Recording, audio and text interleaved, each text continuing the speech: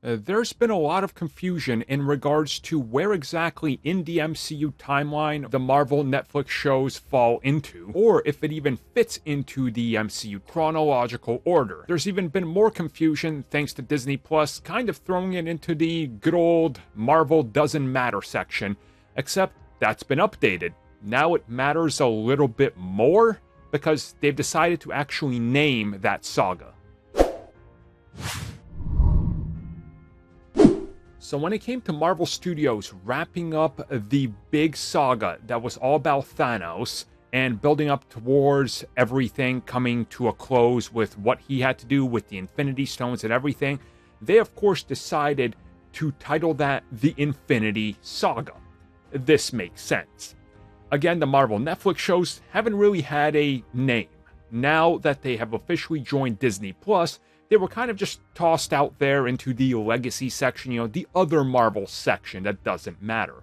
Well, they've gone ahead and now actually added in a section that defines these shows. This includes Daredevil, Jessica Jones, Luke Cage, Iron Fist, Punisher, and The Defenders.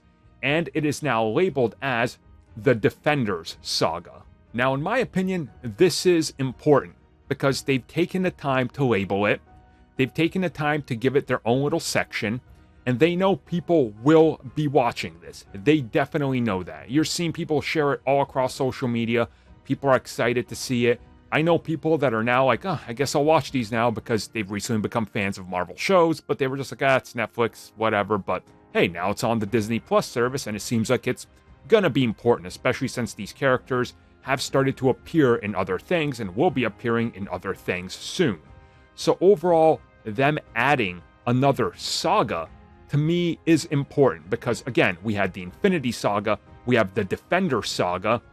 Now, whatever the next chapter is, we have to wait and see, but I assume whatever happens in this phase and the next phase will probably get its own title. We don't know what it's going to be called. Maybe it's the Multiverse Saga. And it would kind of make sense. But again, this to me is important because it officially gives this a little bit more of a, hey, this is kind of important. Some of these things are going to matter. And it's also nice that they've updated their videos to actually include Punisher, Defenders, and Iron Fist more so than they did before. Like, it's not just a, half a second glimpse of each. They're actually in there now. And they've sort of put them on somewhat the forefront. I mean, they're still the ones in the back. You have to, scroll past the, the three they want you to watch. But hey, they're there now, and they're a little bit more prominent, which gives me hope that people will eventually discover these and maybe, pick up a comic or two based on something like Punisher and Iron Fist. Be like, oh, this is actually pretty good stuff here, huh? Maybe they should do something with this.